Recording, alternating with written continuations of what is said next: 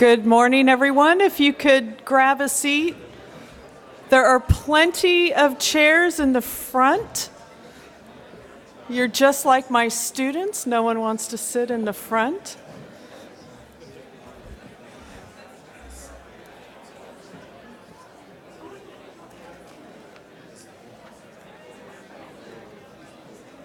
So those of you back at the posters, we are ready to begin. Grab some more coffee, a little bit of salmon.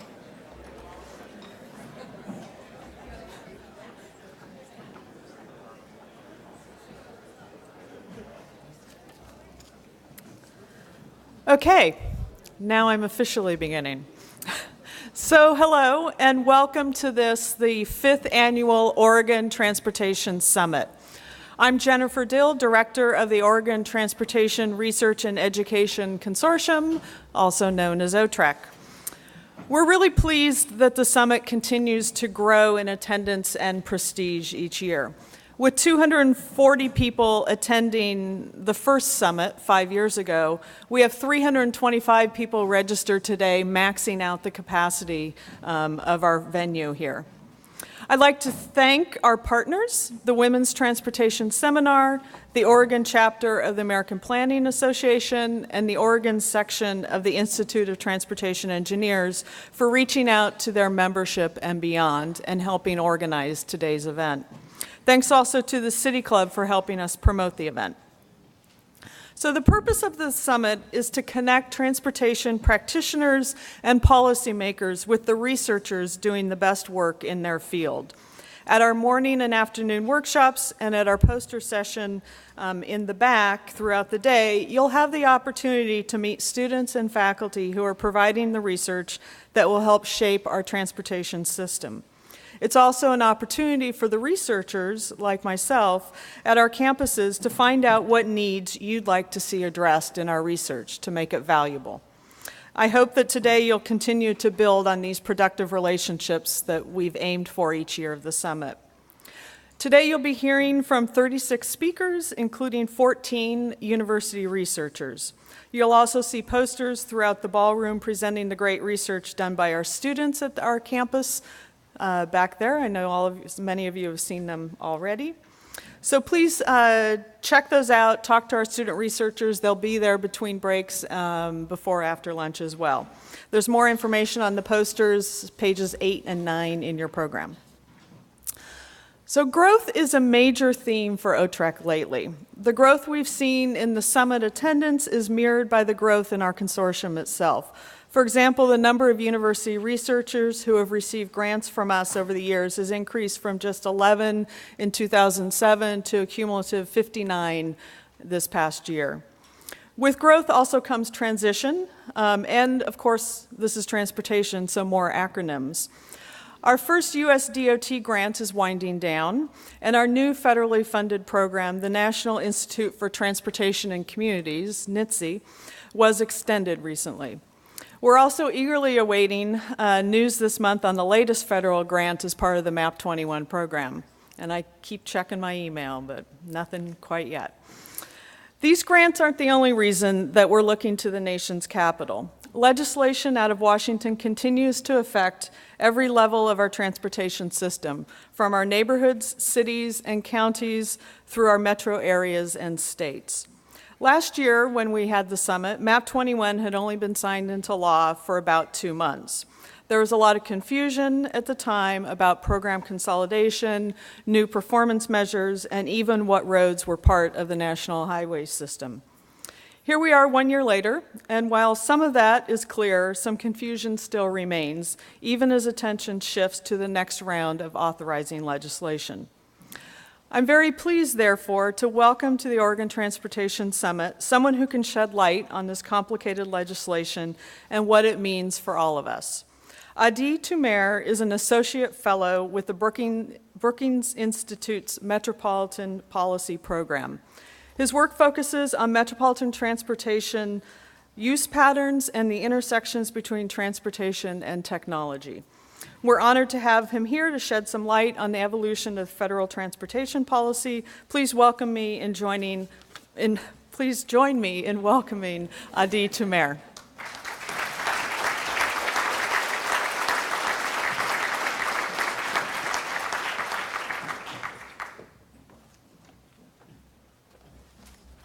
Good morning, everyone. Can you hear me? No, you can't hear me? Nothing? I'm coming all the way from the East Coast. I'm awake. Nothing from you guys? All right. Thank you again to OTREC for having me. It's always good to be here in Portland. We do a lot of work in the area, and obviously we are huge fans of the transportation kind of approaches that you all have. And in fact, we've tried to start this new message that, in fact, Washington is the real Portland. So we might actually be going to battle with you guys soon on in terms of how our transportation habits are. But that's something we can talk about after we're done. I'm not trying to start something adversarial right away. So again, I'm kind of here to talk about Map 21, what's going on in Washington. But in some ways, we're a mixed messenger because working not just for the Brookings Institution, but in particular for the Metropolitan Policy Program, our approach is that, in fact, what really leads this country is what's going on outside the proverbial beltway. So I think what you're going to hear today is, or hopefully what you take away from it, is that there's a lot of economic and dynamic social forces going on in this country, and frankly in the world, that has huge impacts on transportation. And Map 21 fits some ways into that picture and in some ways doesn't reflect it. So hopefully you can take away a little bit about where we're going as a country. So kind of moving right into it, always like to start out with a little economic context, and so I apologize, this is the kind of dour part of the program. So we have lost almost 9 million jobs in the Great Recession, but to put that in a little bit more context, we're still sitting at a 7.6% unemployment rate. Of course, that unemployment rate is actually much worse than it looks because labor force participation rates are so low, tragically low, really. So we're really in a tough spot. 1 in 7 people are still living in poverty in the United States, which is also a pretty frightening statistic considering the aggregate wealth we have. But this is really the most troubling one. This is truly a look to your left and look to your right kind of statistic. One of those people, maybe you, was in touch with someone who was truly in a professional way affected by the Great Recession.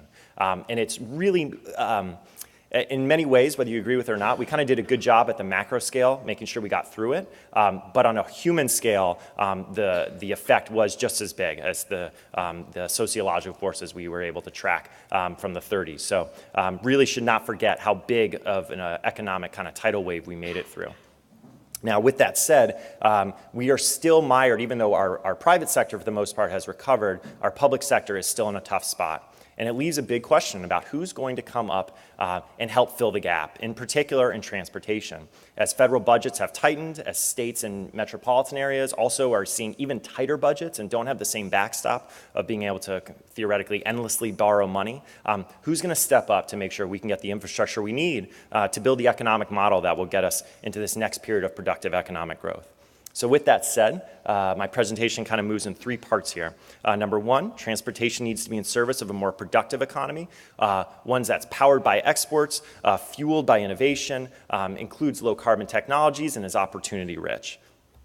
Second is how does Map 21 fit into that? And as you can see, kind of our position is that it's inching forward a little bit.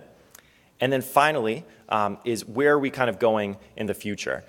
We need a new approach to transportation and one that's better in service of a broader metropolitan economic vision.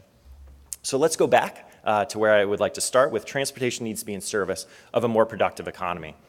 And the reason I say that is that things have changed dramatically on the global scale.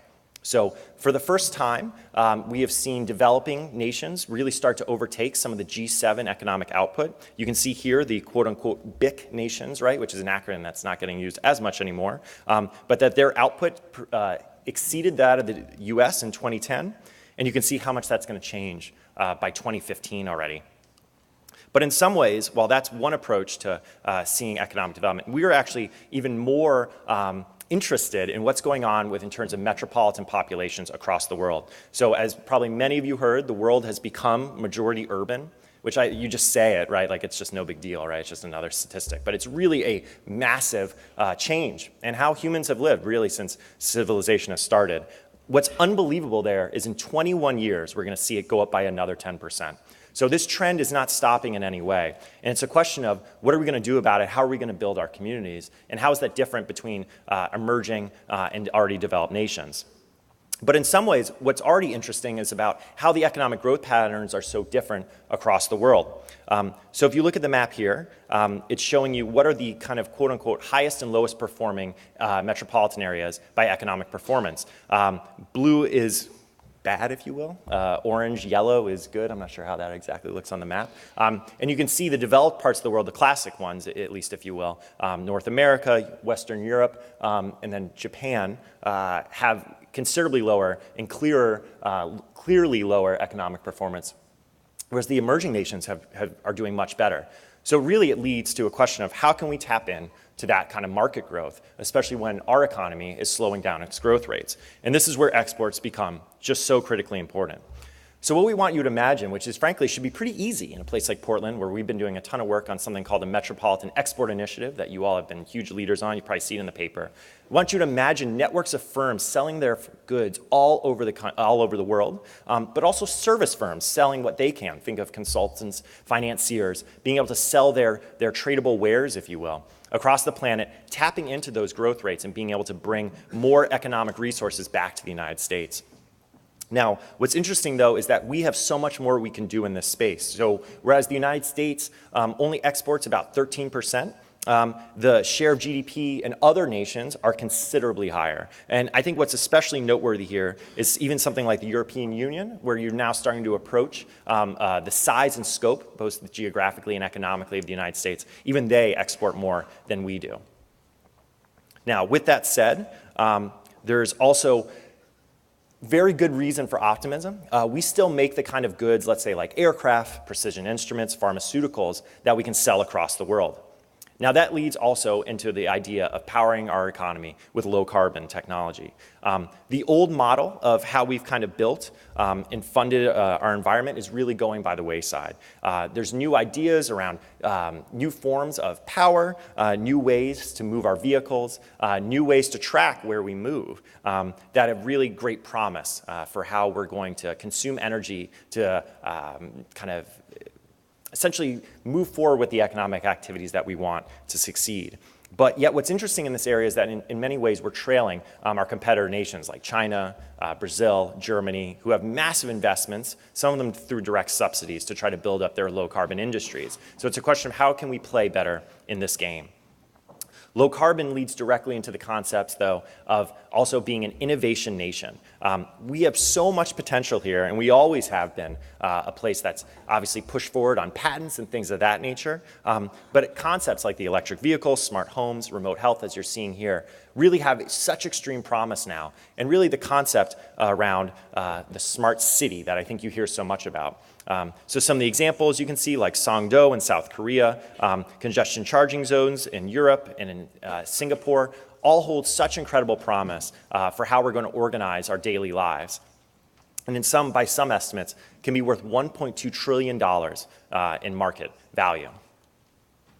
What's also great about, though, the quote-unquote smart city is it offers us great opportunity for more employment opportunities and for more ways for Americans to get involved in kind of the next generation of productive jobs. Finally, and speaking of jobs, connects to kind of the last pivot of what we need for a new economic growth model. And that's one that's more opportunity rich. So both exports, the low carbon economy, the innovation economy, all include jobs that have great benefits, are higher paying than average, and can help bring new benefits to their communities.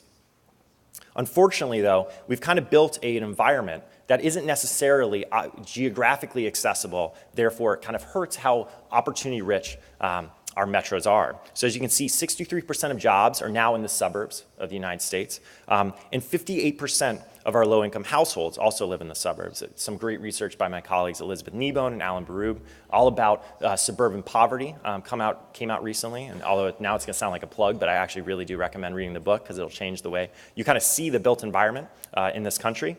What's the worst part about this is these jobs and households are not necessarily in the same place, making it incredibly difficult to connect people to opportunity.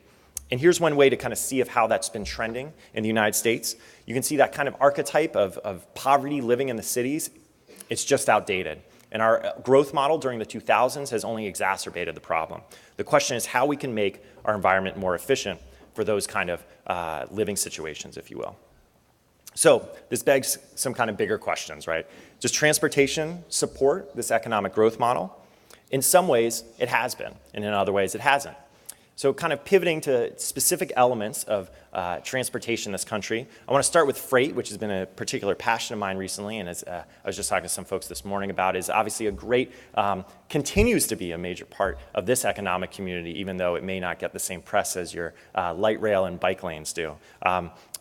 Freight services has actually gone through a pretty good recovery. You can see that dip there on the end is obviously the Great Recession. But we've actually recovered to the highest amount of freight movements in this country's history, so at least as long as we've been tracking it. So it's really promising how much we're doing in this freight sector. Yet at the same time, there's certain elements that are really troubling. When it comes to low carbon, especially with regards to freight, freight trucks have been a huge problem over the last 20 years, spewing out more GHG emissions. And I think it's really interesting to see there, especially as the post-Panamax ships are going to be hitting the waves, if you will. Ships are actually an incredibly efficient way to move goods across the world. And then you can see even passenger cars and rails are nothing like the freight trucks. Now, with that said, I'm not trying to look down on the freight truck industry. They're actually responsible for 75% of the $20 trillion in U.S. goods that we move every year. So if you like any of the consumer products in your house, you owe a freight truck a great deal of gratitude, but we need to get serious about how much carbon that they're spewing out into the environment. Now, there's a kind of, I can just keep talking, but a good way to kind of visualize this is Metropolitan Los Angeles. And moving to the port of LA Long Beach, that's the sixth biggest port complex in the world. It's the biggest port complex in the entire Western Hemisphere. Incredibly important, in fact, right here to this community to bring a lot of the goods that you all don't do through the Port of Portland. Yet, what's incredible is how high the youth asthma rates are in Long Beach. And they're actually doing a ton of work trying to clean up the trucks on the dockside. But what do you do about the trucks that go to and from the port? What about all the folks that work around there that also have cars that are spewing out GHG emissions? The reality is we need to find a way to balance both our economic trading needs with the kind of environmental stability that we're trying to build. Now, with that said, kind of another approach is what are we doing when it comes to technology and kind of innovation? Excuse me, moved too fast there. Transportation is really good in that context. See, this is the problem with too many moving things. It can completely, now I've lost all effect, I've lost rhythm, this is no good. And there's no one to blame but myself. I feel like I'm playing tennis and I can't blame anyone. So innovation in technology has always been a great leader. Congestion charging schemes, RFIDs in traffic lights, obviously Easy Pass. And what's really, really promising is actually the RFIDs that we're going to be having on our freight tracking, being able to see where everything goes. I think a lot of us probably take for granted that you can go on not just UPS, but USPS and track anywhere your package is these days. That's something that even 10 years ago would have been a fantasy. So really, transportation has been great in this context. But at the same time, there's still so much more work we can do, so much promising work that frankly probably researchers here at this university are even doing. So you can see electronic toll plazas, we're pretty much there on being able to make sure we can take advantage of them. But when you move down to how buses are monitored in real time, and even trains in a lot of communities, it's really not up to snuff yet. So there's still a lot of opportunity there. And then finally, when it comes to opportunity, in fact, freight and logistics in general are actually really promising. They tend to pay higher wages than average. They also tend to offer benefits. Granted, there is some managerial kind of differences here. In other words, some of those folks are taking really high-level jobs, and you have things like day laborers, which have lower wages. But on net, trade and logistics are really promising for opportunity. Yet, as I already kind of alluded to in some research we did a few years ago about kind of access to opportunity through public transportation, the reality is that there's a huge mismatch in how places match up, if you will. So even though transit coverage is so good and reaches so many communities that are most in need of essentially having households without vehicles, the access to actual opportunities, as you can see, is in the opposite direction. Too many of our transit systems just connect people to downtown jobs that may not be best fit for their educational profile, if you will. So there's really still more work to be done in that area too. So, moving on to federal legislation, right? Always the sexiest topic you can possibly talk about. Why we start out with those big economic models, right? is number one, hopefully it gets you thinking about something, right? Something bigger than just being mired in transportation legislation. But it's also a really important setup into why transportation legislation matters. And if it doesn't matter if it's coming from Salem or it's coming from Washington, it's how does this serve a bigger economic growth model? Does it help us become who we want to be? If, as transportation professionals, all we're looking at is widening a highway, adding a new light rail line, just because we want more, just more mobility, let's say, that's not enough. It just isn't. Infrastructure is always in service of a greater purpose, even if that's just going to get a gallon of milk. So the question is, what are we doing in Washington?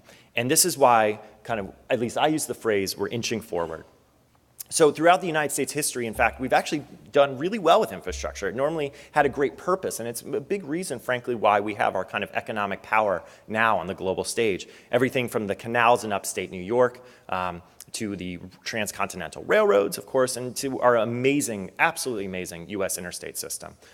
We've connected all corners of our country, a absolutely massive country, really a country continent, if you will. And that's helped economic opportunity from all coasts and everywhere in between.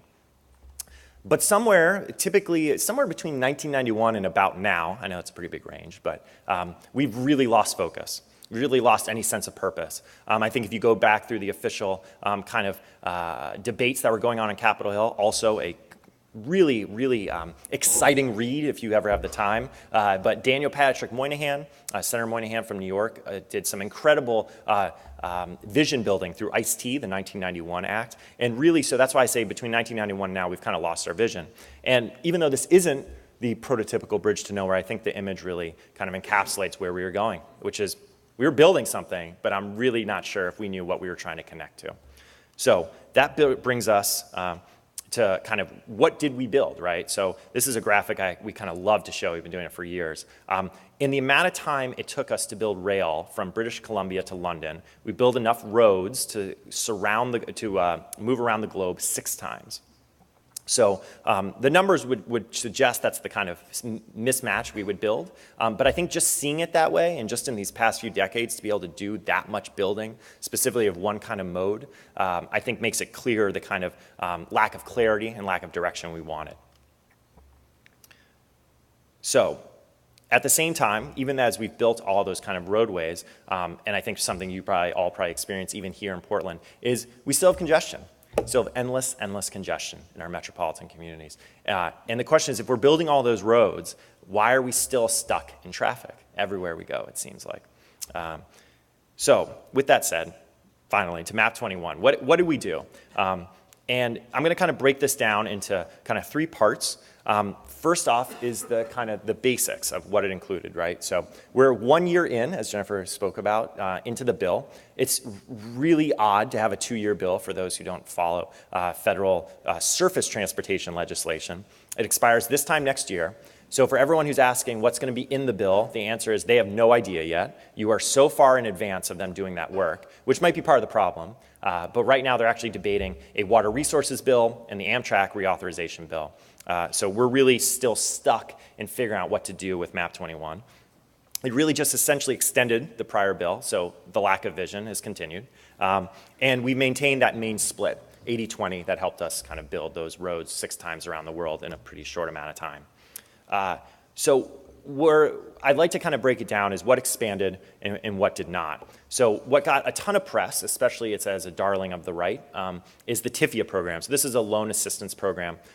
It doesn't have too much evaluation criteria, but what it essentially does is allow those who get in the queue and who have good credit ratings to build more projects. So in some ways it's very promising. It's a form of quote unquote innovative finance.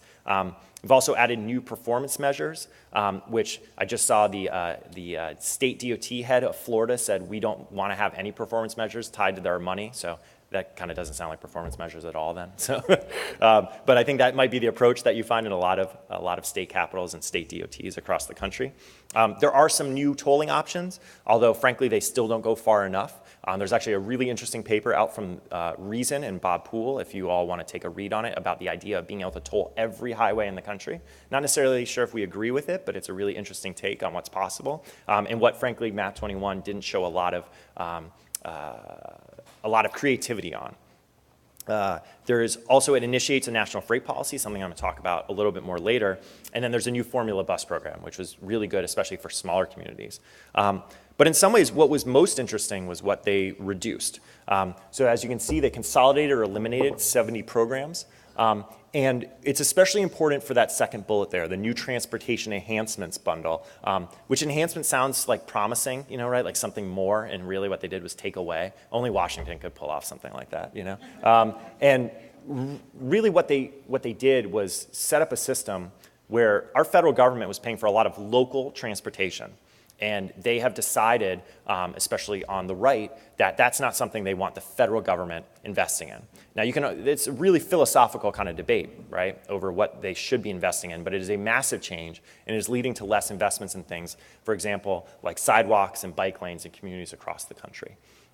They've streamlined environmental reviews, some of which is good, some of which is not, but the idea is to try to get projects online faster. And there's no direct or required CMAQ suballocation. There's your transportation acronyms, right? So CMAQ is congestion mitigation and air quality, and it is an incredible program that allows us to build things like HOV lanes, transit through the surface transportation program, and not forcing it to be able to be sub-allocated, which means giving money directly from states to their main metropolitan anchors, to us is a direct violation of the true primacy of who grows our economy here in this country. So really, it was both they gave less local money, and then they also gave state DOTs more authority. The same state DOTs who didn't want any performance measures for how they spend their money. So this is what happens when you have a specific kind of devolved approach to federal transportation. The question is that where we're going to go with the next bill? And unfortunately, as I said, we have no inclination on which way they're going to go, because frankly, the next election is going to be so critical for what goes on, especially in terms of House control for how things are going to move. Really promising news, everyone, right? It's exactly what you want to hear. So let's talk about what can be promising, though, and where we really have, that was kind of the second kind of sad part of the program. This is the more uplifting part of it. And it's that, frankly, you all in this room, especially if you're representatives, just frankly, if no one is here from Washington, which I hope they're not with everything I've been saying,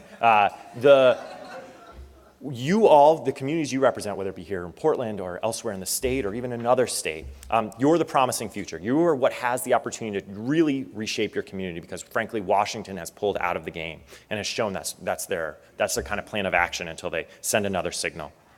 But it's going to require a new approach to transportation across the country. So I want to talk about some major forces going on in transportation. Think of this like a similar part to where I started.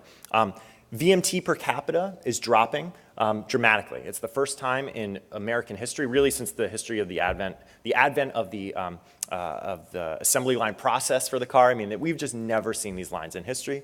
And as I was just talking to some people about, right, I think the front page of your Sunday paper was talking about this right here in Oregon. Finally, about actually these VMT numbers are changing. And the reason we look at this is it has two major implications. Number one is that folks are driving shorter distances. I want to stress this. We're not necessarily seeing less trips, even by car. What we're seeing is shorter distances. But at the same time, there's a second big bit, which is how are we going to pay for infrastructure if we're logging less miles and we have less revenues through the gas tax? And that's an issue whether you're at the federal level or at the state level. Second is, even though we're still seeing folks drive alone in their cars, still about 3 out of 4 by national standards, what we're seeing is finally public transportation is clicking up. It's a true story across the country. The numbers are even better based on, I believe, the new 2012 ACS estimates from census that are out.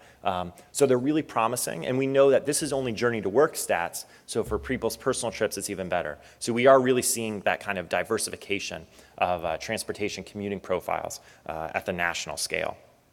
We're also seeing more and more links between places, and what I mean by this is intermetropolitan transportation. It's something I track pretty closely and really enjoy. 120% in US global aviation passengers. That means we're actually linking up with the world. Think back to those kind of export approach. We need to sell more abroad. We are doing it at the very least on the human scale. In other words, if folks are either traveling abroad or coming to visit us, which counts as an export, or just doing business in countries across the world. Amtrak is also up. I believe the Cascades route has been doing really well, right, between Portland and Seattle in this neck of the woods. Got some good money from the federal government, funny enough, after I kind of was down on them a little bit. But the numbers are really good across the country, and in fact, it is routes like the Cascades that are short distance, 400 miles or less, things where passenger rail makes sense. It's been really promising across America, even though most Americans have no idea how successful rail can be in the United States. We're also seeing an incredible amount of exports going on. That's right, that's $1.25 trillion in exports that we do every year in terms of goods trade. What's really interesting for some research we're going to have coming out mid next month, and I promise it'll be very interesting, first ever look at intermetropolitan trade balances and trade flows. What we also found was that 13% of exports don't travel, 13% of exports travel through a local port, right, meaning that 87% move through somewhere else. So if you had folks, there might be folks from the port in the room right now, they can tell you about how much business actually, their local business, if you will, is actually from other communities using the Port of Portland to get goods in and out of this country. Same way for LA Long Beach and things of that nature. What this speaks to is we are an incredibly connected country. We all rely on other places to get our goods to and from. And if we don't recognize that, then it's going to be hard to have especially a federal policy scheme that can reflect how much we rely on each other to get the goods we need to live our everyday lives. We're also seeing massive changes afoot sociologically. 83% of our growth and population-wise has been from non-white populations. We are aging. Household formation is different. Domestic migration trends are changing. Really just a massively different country than we knew even 30 years ago, a generation ago, if you will. So how do we do more in transportation? Well, what we like to stress is we need to innovate locally. So here's what Washington used to look like, right? A fine piece of pork with a little rosemary underneath. What you did, right, was you talked to your lobbyists and you said, get me a project, right? And whatever kind of log rolling we need to do, we're cool with, because we really need insert library, light rail line, whatever it might be. Actually, we'd never get a light rail line through pork, but you get my idea, right? That's just gone. There's just not enough money for it. So the new Washington environment is all about competition. Washington wants to know, what are you going to do to help your community?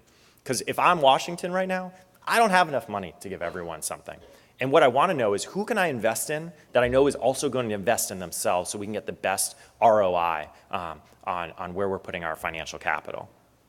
So why this is good for us is that, frankly, we are a growing metropolitan nation. As you can see, population and economic output build across the country. We are really a spiky nation. We are not flat, if you will. And what this means is that so much of our economic power is in these communities that can raise their own money, that can build more of their own infrastructure, which, even better than the old system, means that Washington hopefully is going to come around to help you out to finish some of those jobs. What we also know, too, is that our network of leaders might actually be stronger at the local level than it is at the federal one. Everything from mayors to philanthropies to great universities like this one, this kind of, I mean in a positive way, this kind of cabal of local leadership are the folks who can really make sure not only communities have a vision, but also can implement it and make sure that their entire citizen community is behind them on where they want to go. So I want to talk through really quick some examples of what's going on that's really promising across the country. I could have picked things from Portland, but this is kind of what we've been shopping across the country. And I want you to know that everything we showed here, you all can do if you're not already doing. And frankly, communities across the country are considering. So many of you have probably heard about it, especially being on the West Coast. Los Angeles Measure R, passed in 2008, half-cent increase for 30 years, scheduled to raise $40 billion, just $40 billion, completely under local control. No big deal there, right? Just dramatically remaking one of the biggest world cities. And it is incredibly promising. It's going to live on past, as obviously Mayor Villaraigosa leaving office, it will live on past certain mayors. The construction they're already doing there is unbelievable. LA, as many of you may not know, is actually the densest metropolitan area in the country, which is really weird that they drive so much still. But this has the opportunity to truly remake how they commute around that incredibly dense environment. What's great about Los Angeles Measure R, though, is it's really a symbol for the transit referenda that we're seeing across the country. So 4 out of 5 votes just this past year passed. That's in line with a 75% passage rates across the country for about 15 years. And what we take out of that is that even though there might be, and we were just talking about this kind of before it started, is that there might feel like there's kind of almost an anti-tax approach in the United States. Don't be confused by what's going on at the federal level. what communities across the country are sending out as a signal to others, their peers, is that if you can tell people what they're buying, they'll support higher taxation, especially when it comes to infrastructure. 4 out of 5 of these have passed, right? And these are everything from, you have, of course, in Los Angeles, primarily transit, but it's also new highway, HOV routes, to something like Oklahoma City, where they built a Central Park, you know? I mean, it's a totally different approach. They widened their sidewalks. They built a basketball arena, which is actually probably a really taboo place to be talking about that with the zombie Sonics, right, that they built. They stole from Seattle. But the point is still that Oklahoma's residents, Oklahoma, right, I mean, you can't get redder than Oklahoma, has stepped up and said, we will pay for our own, broadly speaking, infrastructure. And this is something that can work, especially when Washington is kind of vacant, if you will. The Chicago Infrastructure Trust, I'm sure some of you have also heard of this. When Mayor Emanuel took office, he really wanted to push for a way to both get the private sector invested, but also to have a pool of money that he could control. He probably said broader, but you know, it's Rahm Emanuel. So he wanted to control this, right? And the idea is, how can they improve all these elements that are in these broad, amazing citywide plans that Chicago has without kind of leveraging the future?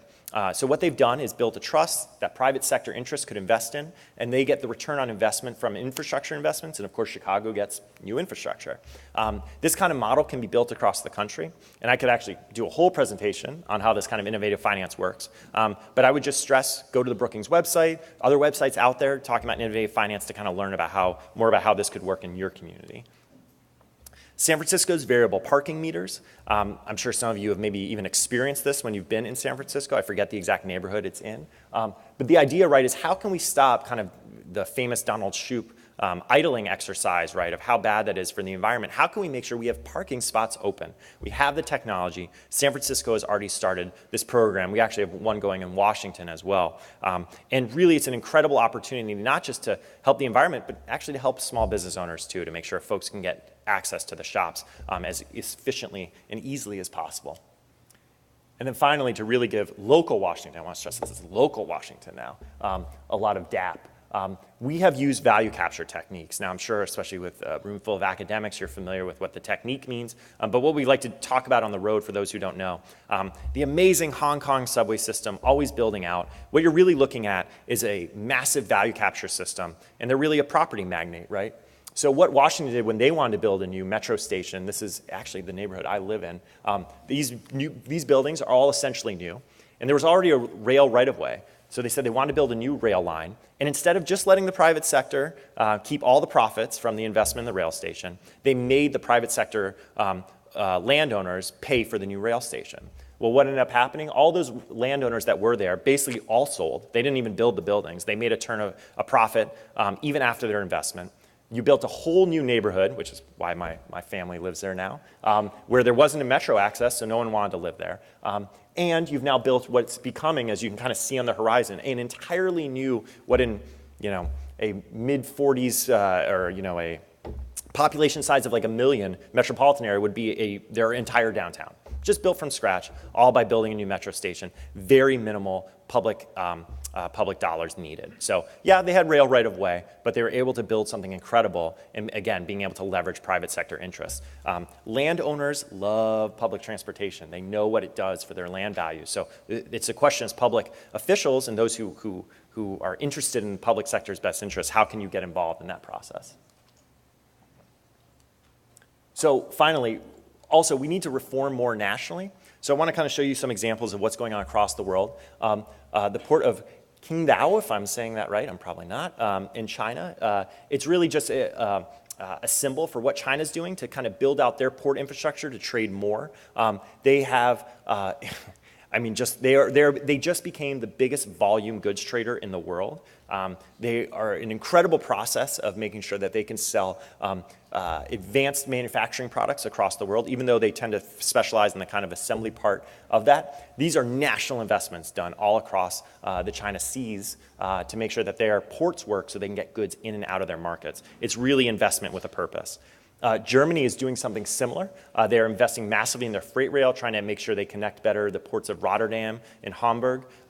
to move goods more efficiently in and out of Northern Europe, which is kind of the main port complex, if you will, for the continent, but also to move goods more efficiently. I could also show that they already have, as I'm sure some of you in the room know, they already have variable VMT fees for their freight truck system in Germany. And it's an incredibly promising way. And again, the freight truck industry, if you will, the kind of the coalition, if you will, of the private sector interests, actually argued for that at the national scale, that it was something they were interested in paying for so they could make sure they had better roads on their main freight truck throughways. So again, more leadership from Germany.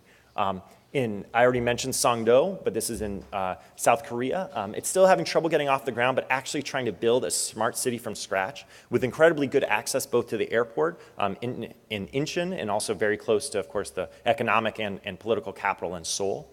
And then other examples of innovation districts in Barcelona. This is the AT22 district.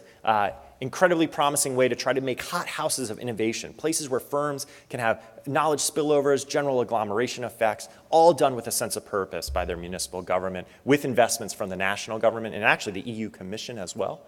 And then finally, a really well-known story, right? The bus rapid transit in certain communities in South America, trying to make sure they can purposely connect folks with opportunity, especially those at the lower income on the lower income spectrum, right?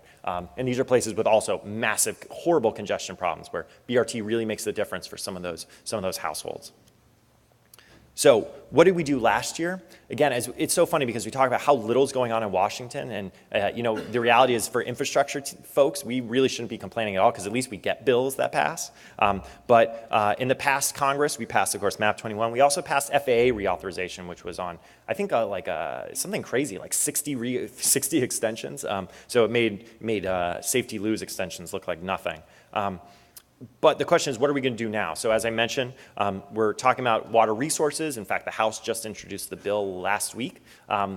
Huge impacts, actually, right here in Portland for what they end up deciding to do, especially with the harbor maintenance tax. But also, of course, what we're going to do with surface transport starting next year. I think for all of you who are onlookers on whatever level, next year is going to be the real news cycle, probably starting in the late spring, early summer. That's when they'll really have to start putting pen to paper and letting ideas float.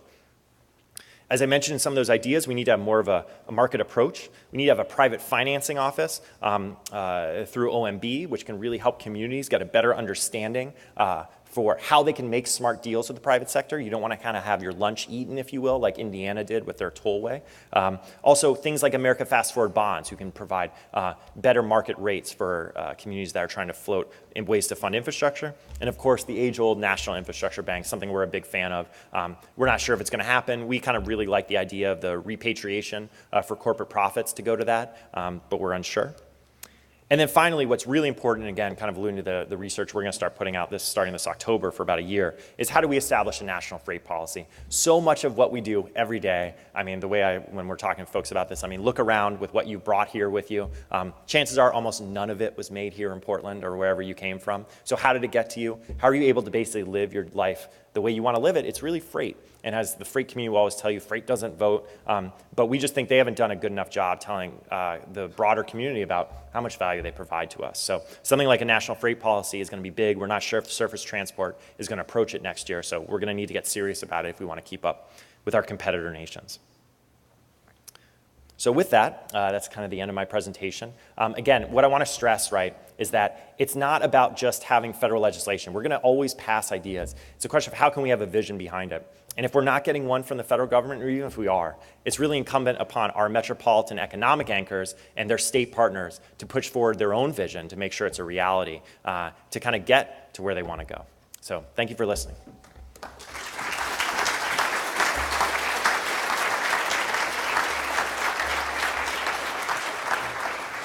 Okay, thank you very much, Adie. So now it is my pleasure to introduce State Representative Tobias Read. It is a tradition at the summit to pair our guest speaker on national affairs with a local counterpart who can discuss how the national outlook may influence transportation in Oregon. As chair of the House Committee on Transportation and Economic Development and a member of the Ways and Means Subcommittee on Transportation and Economic Development Committee, Representative Read is in an ideal position to tell us how MAP 21 and these other forces that Adie was talking about are affecting the Oregon legislature. Welcome.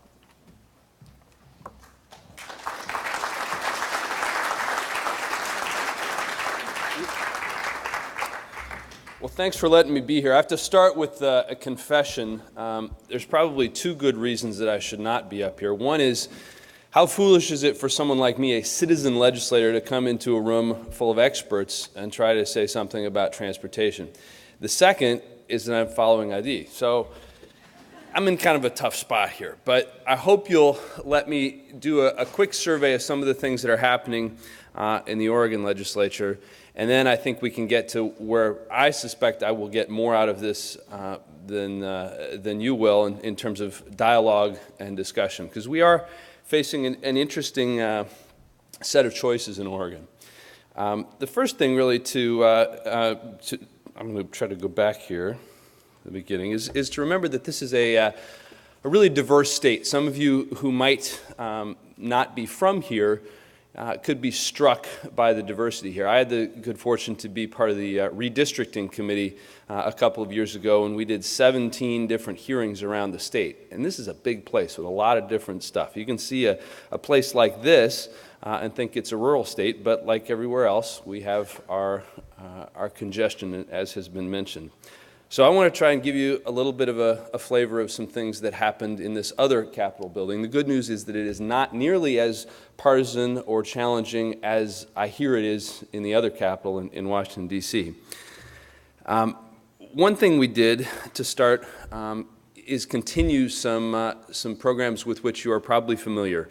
You may know about Connect Oregon. This is a grant program. This was the fifth version of it. In the first three, we were able to authorize $100 million of bonds that were then competed for across regions and across modes.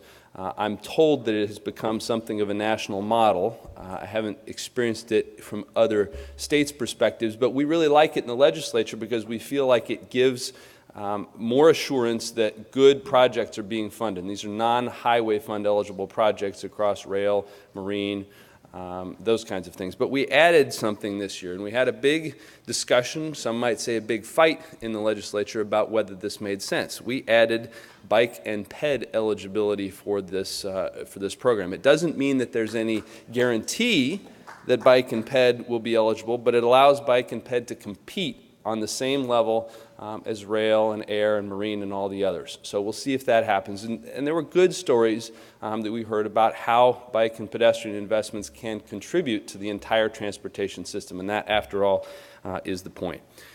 Another, as was mentioned in Adie's presentation, was a general discussion of how we pay for infrastructure. All of you know that, for the most part, that's a result of the gas tax. And we already mentioned that as we get more efficient in Oregon and around the country, those gas tax dollars are not going as far. Our ability to fund, to maintain, to build infrastructure is compromised. So I believe it's reasonable to say that we're a bit of a leader on this, and credit goes to the Department of Transportation and the Office of Innovative Partnerships for our experiments with something called the road use charge. It's a VMT, and this picture is of Mary Olson, one of the transportation commissioners, with one of the little dongles that fits in the diagnostic port in your car and allows Oregon and others eventually to charge based on the number of miles that you travel instead of the number of gallons that you consume.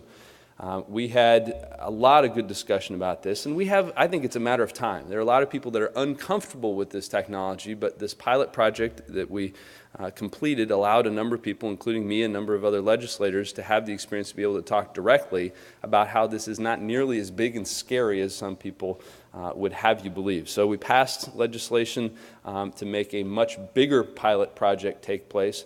5,000 vehicles. I encourage as many of you who are interested to participate, and so you can help us tell the rest of the state and perhaps the country that this can work. And as has already been mentioned, it allows for a lot of other interesting things, from congestion pricing and beyond. So even if we do all these smart things, there are sometimes some things that aren't planned for. And we're trying to be better, I think, at responding to those. The road use charge makes some of that possible. And now the question on this photo, I kind of pushed this photo in here for a point. I hope you all recognize where this incident is occurring. So we have an ongoing discussion about a bridge. Some of these incidents are expected. You can see the lift here. We have an interesting opportunity here, and I'll confess to a little bit of editorial for the next 10 or 20 seconds here. And I hope that we're going to take the chance and the opportunity to build a replacement bridge across the Columbia. Adie mentioned that competitive element that's coming out of Washington. We are at the front of the queue to have some involvement from the federal government. We're waiting now for some additional information from the Treasurer and some of the Department of Justice analysis that's happening in Oregon and Washington, and the legislature will have the chance to consider whether it's a reasonable approach for Oregon to take the lead on this infrastructure project. But it is a critical one to our region, and I would contend the country to have a bridge that is safe and adequate and reliable for so much of our economy. Turning a little bit then on the finance, we talked about the Chicago Trust. We have our own version out in this part of the country, and it's a multi-state approach, which makes it pretty interesting. The West Coast Infrastructure Exchange, credit here to the governor and to the treasurer for bringing together British Columbia, Washington, Oregon, and California. The thought, in general, as you might expect, is that we're not big enough as any individual player, except for maybe California, to attract the interest of the private sector for these sorts of projects, but by banding together, we can do that. And there's a lot of interesting discussion about how we can follow the model that British Columbia has set for involving the private sector, for stretching taxpayer dollars and delivering better results. The legislature passed a bill to create a task force to consider what statutory changes we might make. It's one of those sort of building the car as we're driving it experiences where we're figuring out how we would participate in an entity like this even as the entity is forming itself. But it's very exciting to think about how that can make more infrastructure possible and deliver better results. A kind of random thing that showed up in the legislature was this discussion of autonomous vehicles. And there's a number of interesting implications. One person brought this issue to the legislature not as a result of what you might expect, but as a function of her interest in greater mobility for people who can't drive. So we started talking with Google and some others about what statutory changes we might need to make to allow for this possibility, both in a functional kind of way down the road when these cars are viable and ready to be part of the transportation system, but in the short run, there's some economic development potential too. We have some expertise and some industry built up around software, around technology, and we'd like Oregon to be a place that these startups and innovators look to as a place they can build their businesses. So it's a very interesting dance about how to be proactive and not to dissuade this sort of innovation, but also being good stewards and good legislators and policymakers by trying to anticipate the questions that we should be answering. So in the end, I'm not sure what's in front of us, except that there probably is some road work. And as we get ready, we're potentially going back for a special session later this month that might consider the Columbia River crossing. We'll have an annual session now that voters have allowed Oregon to be the 45th state to have that in February, a short session when we might do some updates and improvements. But in 2015, there's an opportunity and I would say a need for a big transportation package. We've done that in Oregon before. The typical elements are well understood, and this is where I'd really like to leave a question with you, either for your feedback in the Q&A that's going to follow immediately, or as you think of things later. What I should have done is include my contact information here. So if you think of something, it's very easy. Tobias@tobiasread.com is my email address. We'll get to potentially create a big new transportation package in this 2015 legislative session. Typically, it includes gas tax, title fees, registration fees, and typically there's some mix of naming projects to respond to what Adie pointed out about voters' willingness to support things when they know what they're buying. But that doesn't have to be that way. And in a room like this, I'm sure there are good ideas about how we can be innovative, how we can make taxpayer dollars go further and create outcomes that we're all going to be proud of. So I hope you'll think about that. You'll share your feedback and your ideas with us, and that the conversation can just be started today and continued well on in the future. So I appreciate the opportunity to be here and look forward to your comments and discussion. Thanks.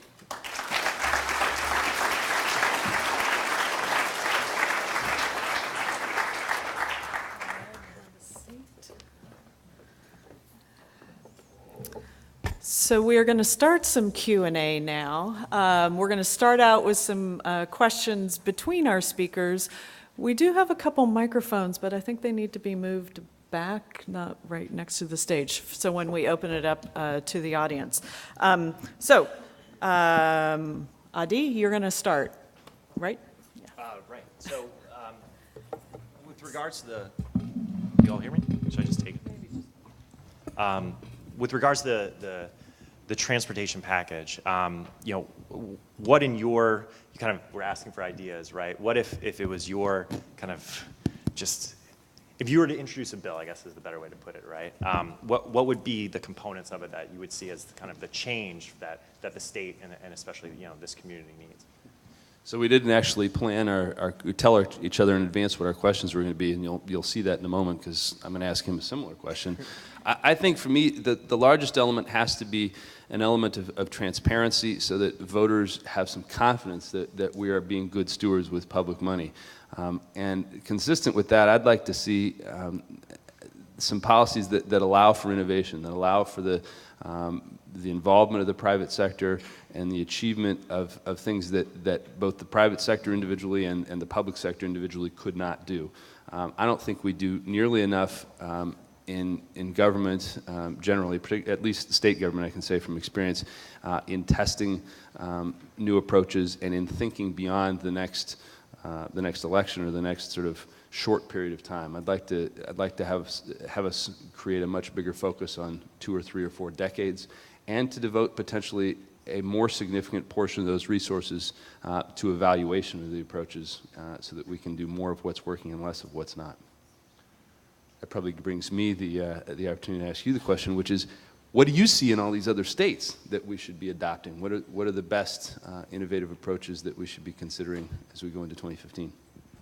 Yeah, there's nothing worse than the state that's actually doing a VMT fee asking to be what else is innovating, right? Because normally if I was anywhere else, I'd say, oh, you got to talk to Oregon, right? Those guys are killing it. You know, I think the biggest thing, I'm not sure there's a specific state to look to at this. I guess I would say probably Virginia or Florida, right after I totally hammered Florida too. See, we spare no one. That's the nice part of our perch. Is, you know, how to build up your innovative finance. I think you actually spoke about it in some way, in a transparent way about the infrastructure exchange with regards to maybe only California is the one that can attract enough capital. I think that's not the wrong mental approach. I think you all have a lot more power than you realize. You know, that you have a multi-million population, right, whatever it might be, especially across the state, and you're all infrastructure users all the time. And states like Virginia and Florida have said, you know what, we're going to do a two-pronged approach. We're going to, number one, we're going to get really, really smart on how private finance works, specifically in the realm of infrastructure. We need, and I kind of mentioned this in my speech, we need to be able to, this is not the wrong verb, we need to be able to go to battle with the financiers of the world across the table, because those folks will eat your lunch because they've been trained to do it. And that's okay, that's actually a good thing. That's how we get to the best deals possible. But they will take a horrible deal for a community if it means they can get better returns. So number one is Virginia and Florida want to get smart. And then two, they've then set up the separate infrastructure policies on the books to make sure, okay, we're now smart, let's get the money flowing in. So we pick the projects, we know how they're structured to protect us, and we can end up building more than we could by just raising fees on the public broadly. So one of the big things we looked at, and maybe it's something that could be a model for the Columbia Crossing in whatever capacity folks want to build it. I understand there's a whole lot of sensitive issues on what modes are on the bridge and whatnot. I'm an outsider, I'm not going to get involved in that element. But the reality is that the Port of Miami tunnel has become an incredibly innovative project in terms of financing. And it just sounds crazy to think they even have a tunnel in South Florida. I'm from Florida, so I don't know how they can do it. But it's built all with private sector money for the most part, a little bit from the state, and has taken trust trucks off of downtown roads because their port is really close to downtown, a story you all probably can recognize too, and has made sure that freight can move in and out more efficiently, but also they can make their downtown community more livable and actually spread out the amount of communities that are livable there too. So that would be a model I would look at, both those two states, but then in particular that project. Okay, we're going to open it up to questions from the audience for a few minutes. There are microphones on each side, so I'm going to ask you who have questions to start walking up. And I forgot to, I don't think we warned all of our speakers today that the wardrobe requirement is a blue suit and an orange tie. I'm not wearing a suit.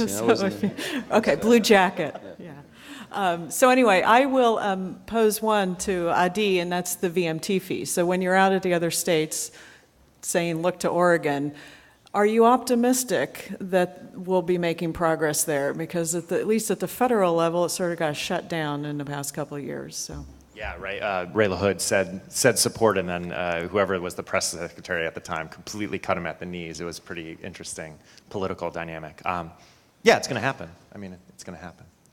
It's, not to step too out of bounds, but it's kind of like what the DOJ just said for Colorado and the state of Washington. I'm sure everyone knows what I'm talking about here, who's interested. Seriously, it's just going to happen. It's going to happen. The technology is going to be there, and we're going to realize that we can't continue to fund the infrastructure the way we've been, right? The gas tax just isn't going to work. There isn't a lot of political will to raise it. We need to do that first. But I guess when I say it's going to happen, it might be 20 years, but it's going to happen. I mean, the technology is already obviously there. So it's just a question of, the political will. And that's just a question of, political power cycles, right? Eventually it'll be in place. If I can build on that, I think as a leader, we have experienced some real lessons. Early versions engendered more opposition. We've responded, I think, in Oregon to what we've heard and made it better, made it more of an open source platform where the private sector will compete for the right sort of system to process the data. It's getting better. And I do think people will get there, but it's going to Adie's point, it's going to take some time as more people get comfortable with it. It's going to have to come in some form. The bill that we debated and ultimately did not pass picked model year 2015 and those with 55 miles per gallon or more as a starting point. But the numbers don't lie. It's going to have to happen. Okay. So I think we have a question over on this side. Yeah. Yes. Hi, I have a question. This is probably more for Adie. I really appreciate your talking about the idea that transportation being funded locally, what you talked about. You talked about several examples of how they want this pot of money that they control. We can do what we want with it, and I think that's probably the direction we're going. Especially what I've been hearing some of the same things you were talking about from Washington, where this is just not going to be the way it is anymore because of the gas tax and so forth. But the question is that one of the reasons we've had the federal gas tax and we've had the national transportation funding is to have a national transportation system and interconnected from state to state. So how do you envision that continuing to happen in the future? And particularly, I'm from Connecticut, and there's a lot of interstate issues up there. And when New York is making decisions about their network, they generally don't care about Connecticut and vice versa, and so decisions are made without considering the fact that we have these borders. Yeah, it's a great question. I think when we say we've lost a sense of purpose and we're all actually kind of back up the right, I talked about how the transportation alternatives element is a really fierce philosophical debate in DC, even though it's over some of the smallest chunks of the surface bill. I think the right has a really good argument about why is the federal government building sidewalks anywhere? How is that a federal responsibility, right? There's arguments on either side, but my point is I really do see that angle to it. I still think it's a great program, and it didn't make sense to reduce it. But where I think things are going is as we reduce the size of the program, we can't see it as, which some argue, which is so off base, right, of we're just going to stop, just forget funding the transit account, right? We'll just put it all on highways and then we're fine for another 10 years. Well, that's even worse than a Band-Aid, I think we're going to start to recognize is hopefully states and metropolitan areas take the lead on their own. They can build more of their own local infrastructure, whether it be a sidewalk to a major highway, a bridge crossing, whatever, what have you. The federal government will support those that are in the federal interest. That is why whatever happens, the Columbia River, whatever crossing it might be, that is in the federal interest. The amount of goods that travel over that road every day are so huge, impact the economy in ways, folks, it's probably hard to really wrap your mind around it. Again, we export $1.3 trillion in goods every year. When you capture U.S. trade plus international trade, we trade $20 trillion a year. It's $1.55 in traded goods for every dollar of overall economic output we have. So things that tap into those kind of arguments are huge, and that's why, again, interstate highways are so important. It's why you see so many trucks on them, right? It's really such a fundamental component. I think we're going to focus more on that. I think we're going to figure out ways to prioritize things like maintenance and rehab first. Especially because we've built out our network for the most part. But hopefully we're going to also have this kind of competitive system. So when it comes to things like, let's say, passenger rail, states and metros take the lead, and the federal government can set up a competitive system. So if you have the best project, we'll make sure we can bring it to fruition. But that's only one argument, and again, same as the VMT fee with the political wins. I mean, things can change so fast in Washington and what's acceptable, and just because we think it doesn't mean it's going to become a reality. Here.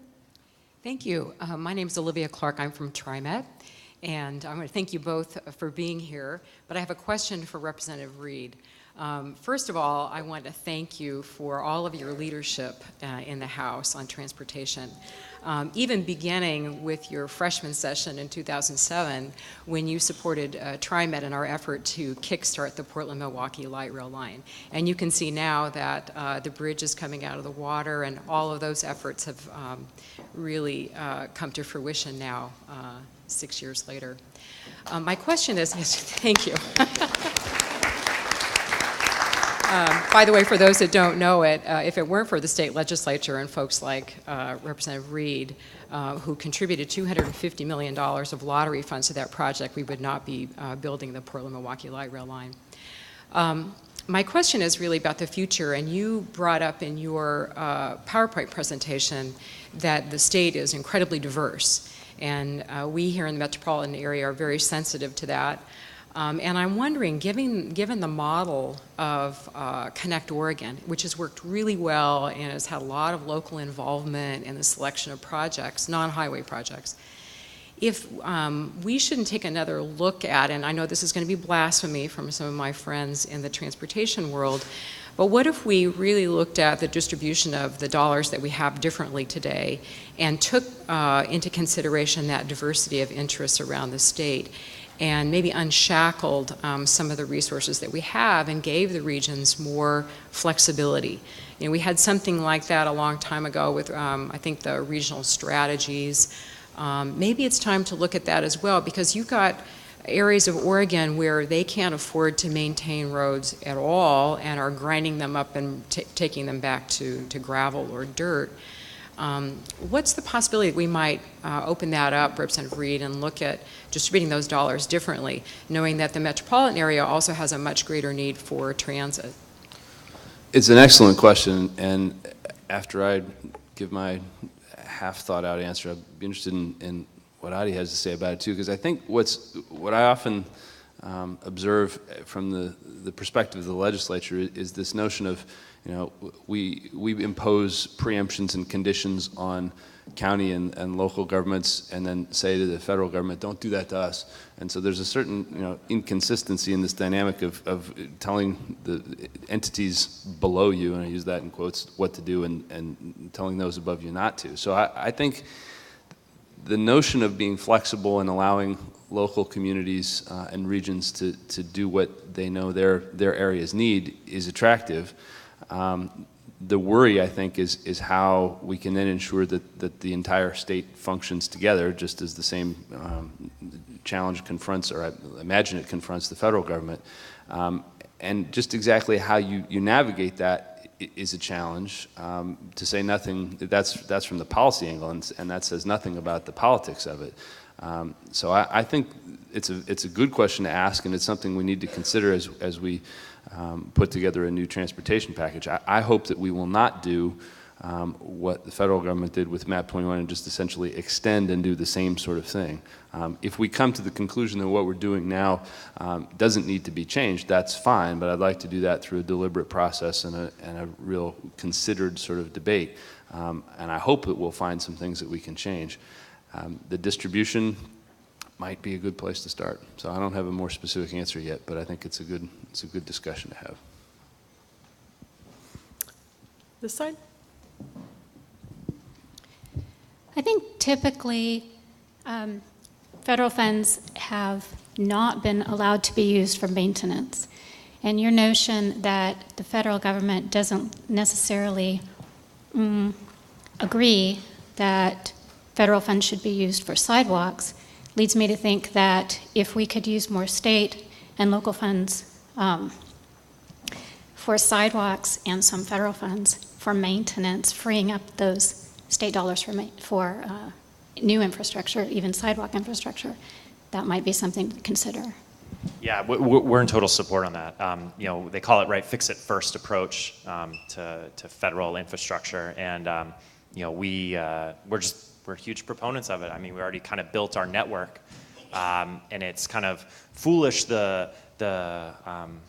what's the term I'm looking for? The incentive structure we built for places, actually, again, like my home state, to kind of more hit on them. The Florida just endlessly builds roads. I mean, and that's the state DOT's kind of mantra, and it's, you know, they stand behind, hey, the federal government's going to give us 80 or 90% for these things. Who wouldn't build this, right? Without any thought of the consequences. So I think we need to change the incentive structure. We also need to maintain what we've already built, even if some of it maybe weren't the best things to build. We've already got them. We're orienting our built environment around them. And so how can we hold on to that and then free up more money for other investments, especially at the state and local level? There's a really big dance here. It's a kind of a delicate kind of system that works together in funny ways. And so you kind of have to be purposeful about what's the kind of long-term consequences of it, but we think fix it first is an easy one that will lead to better long-term consequences for the country.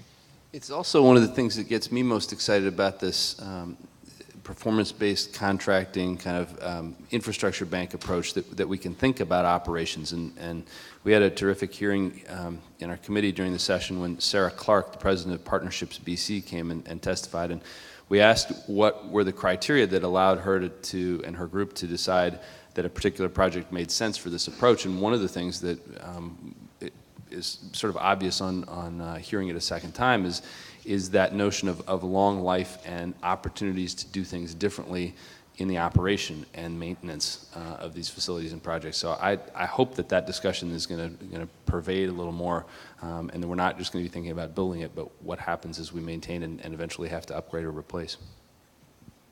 Okay, question there. Eric Casals with TriMet.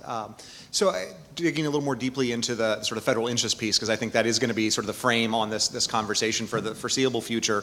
You know, Adie, from your presentation, I very much took the message that metropolitan areas are our engines of growth. And so I wonder now, you know, earlier we talked about connecting this country continent, but is now not the federal interest in helping make sure our metropolitan areas are working efficiently in low carbon ways and all of those others? Is it an opportunity to pivot to say the federal interest is investing in our cities and our urban infrastructures? And what does that then mean for the future of federal funding? And maybe it's not sidewalks, maybe that's local, but how do you, from a policy basis, sort of parse what might be an urbanized or more localized investment, but that is in the federal interest versus those that are truly local? Right. It's a great question. You know, I think what, again, I have a Brookings hat on, but I'm really speaking for myself here. There are a series of investments we can make, right? And we are very fortunate to have an incredible, probably by design for the most part, but we might have happened into it a little bit, an amazing governance structure for a country as dynamic and as large as we are. So there are certain things the federal government can do that just no one else can. And what we're learning through our freight research in particular is that communities trade with one another, and actually the previous question, right, about Connecticut and New York really spoke to this, is that they may not realize how much they need each other for trade. They may not realize how much they trade with one another, but there's almost no foreseeable vehicle, investment-wise, to have, to kind of speak to it actually. So we looked into the numbers. Huge amount of business from Iowa's cereal and grain farmers goes through the Port of Portland. And also a ton of it goes through New Orleans as well. is Portland going to invest in somewhere along the road, right? Along the road to Iowa, almost half a continent away. How is Iowa going to invest in Portland? There's really no logical state or metro-wide vehicle for that. So to us, that is a paramount federal interest, and that's something that the federal government should be interested in. Likewise, in moving passengers between places too, so it's not just about goods. What we like to see, especially through the federal program, is more of a clear sense of purpose. What kind of communities do we want to build? Because they should be, it's a delicate dance, but essentially make it so metros, we want to know who you want to be, and then we can help you become that. And then give them access to funds specifically through, so that's why I give the CMAQ allocation, sub-allocation examples. How can we have more programs that allow sub-allocation so metros can really get direct access to funds so they can help become who they want to be? So it's less about the federal government necessarily choosing sidewalks as that'd be Portland choosing sidewalks, right? It's a delicate dance, though. Again, I wanted to stress, I have no problem with the federal government building sidewalks. It's just, it's really good to understand the adversary's argument, right? And I think there's one there. And it's just, if we're going to have limited funds, we need to really focus on what each level of federalist government does best and make sure they kind of check those boxes first and foremost. Thank you. Okay, question, yes. I just have a two-pronged question. I'm with the local government, and I'm like, well, if the federal government's not going to pay for the sidewalks, who is? And so I kind of wonder about two things.